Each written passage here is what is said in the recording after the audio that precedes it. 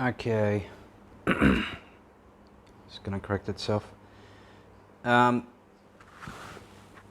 this is Mia's Stage 2 Physics subject sheet task. It was an A+. It has an introduction. You don't necessarily need one, but she did quite a difficult concept, very new, very different, very interesting. It's one of the things with the sheet task is if you choose a topic, and she's going to be a doctor, so she's interested in the medical aspect. So she's found something that has to do with medical physics, and so when you go through, you can see, all right, well, we've got a lot of quotes, sets the scene. You've got some non-verbal communication, like non-word communication here, which is your formula. So it's a bit of variety. You have relevant pictures, and they're not just randomly referred to, like they're not just dumped there. There's explanations under the pictures along with the references to them. You've got figures, facts and figures, and there's graphs here. Now, when you look at something like this, 0.2 millivolts, 1 second, raw signal, low pass filter and high pass filter, spiking activity and local field potential. And you sort of look at that and think, well, what the hell is going on there? I have no idea what that's going on about. But see, the idea is, and what she has done is then referred to it in her content, and as a result, it helps me to understand then why that is there. See, you wouldn't put that information there if you didn't understand. Like, you can't just say, look at this graph. It's not cool. You have to explain what's going on, especially when there's big words like low pass filter, And then look at this: limitations of current data and research on conclusions and application of speech synthesis from local field potentials. So not only does the she contain facts and figures, 69%, 47%, and these aren't like physics figures. These are figures that relate to vocabulary tests, but they have relevance in terms of the technology she was researching. And I didn't have to pick through and look at how this is evidence of applicational limitation. It's really damn obvious. Plus, there's the addition of data here, which pertains to Parkinson's disease, and you'd think, well, what the hell does that have anything to do with anything? Well, the fact is that if this technology, this mesh that you put in your brain, which can read thoughts about words and stuff, has the ability maybe to assist people with Parkinson's, and so it's got an influence there. We're seeing here an example of where she's managed to stay within the word count, but we've got about 3 letters going on here. Now, I recommend 2, but like I said, these are your sheet tasks. It's up to you what you do. So at the end of the day, it had a brilliant flow. It had incredible application, and even to the point of talking about the possible use for indigenous languages for people who need help to speak when they're in the remote community and suffering from certain health conditions. So, I mean, you can't get more specific than that. That's really specific.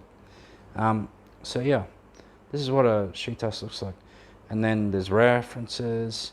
Every single reference that is down here needs to be searchable within the document itself.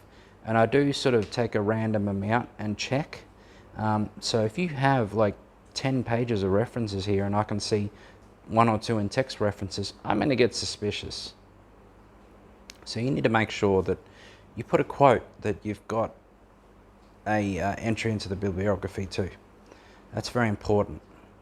Now, when it comes to the draft, which I assure you is 100%, 110% optional, the better you make the draft, the better I can give you a bit of details about how to improve it. In the past, and this will certainly be the case for some of you that are repeating stage 2 subjects, you might be used to me giving some fairly detailed input.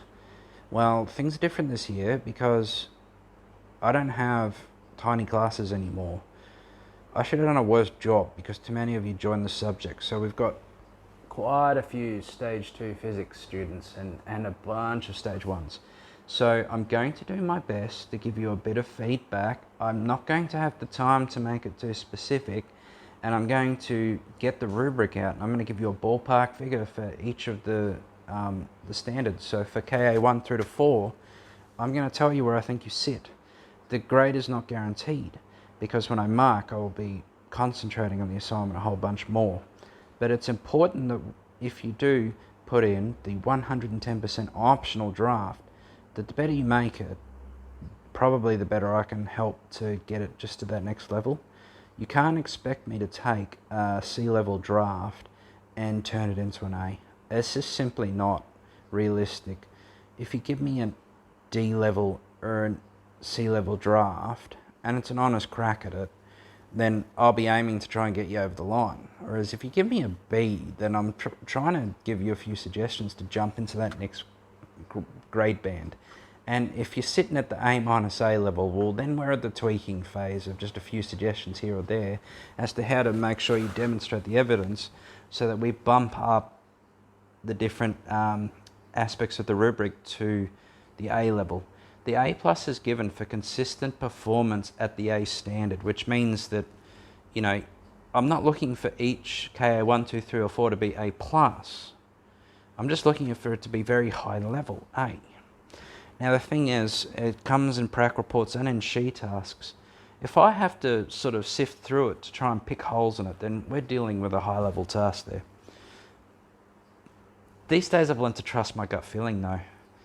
Teachers do online courses which are, they're oh, are you going to get my pen? Teachers do online courses which are called calibration courses, and you get these assessment items from SACE and you mark them and then you enter the grade you've allocated and it checks you against what the benchmark is. And I've been challenging myself to do it faster and faster and faster over the years just to see if I can really smash it through like they do in Darwin High, you know, where they have thousands of people and they mark real quick. And to date, I've been on par each time. So that's really good. I'm hoping this means that I can get through my marking for you quicker this year. But yeah, sometimes I think it's very important also to point out that if you do put a draft in and you've done it all at the last minute and it's just a sort of incomprehensible bunch of stuff that's dumped and comes up with a massive plagiarism scan, I'm not going to check it. There's a proportionality here. The amount of effort I put into checking your draft is directly proportional to the amount of effort you put into your draft. If it comes back with a massive plagiarism result, well then, you know, I'm not going to check it. That's simply it.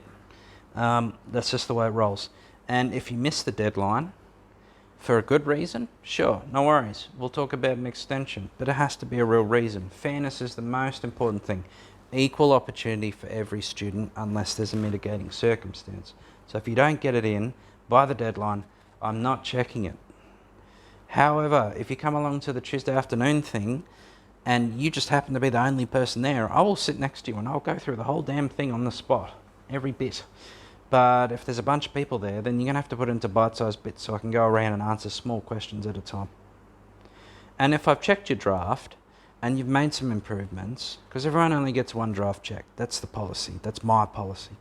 And then you come along to a Tuesday afternoon and you want to ask me if your improvements look any good, as long as you ask me in bite-sized chunks, no worries, I'll have a look. It's about owning the process and you putting in your bit. Anyway, that's 10 minutes. Thanks.